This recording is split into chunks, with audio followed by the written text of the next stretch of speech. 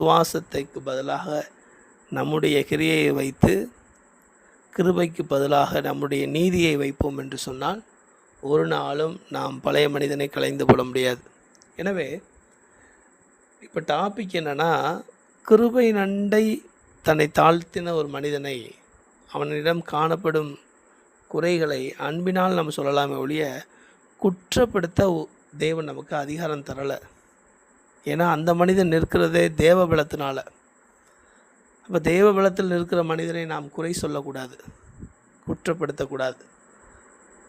எனவே நாம் ஒருவரை குற்றப்படுத்தும் போது நாமளும் அந்த குற்றத்தில் இருக்கிறோன்னு அர்த்தங்க.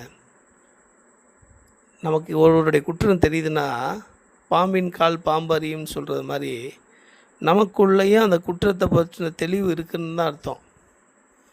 அதனால தான் நமக்குள்ளே இருக்கிறனால தான் அது உடனே தெரியுது பிறருடைய தப்பிதங்கள்.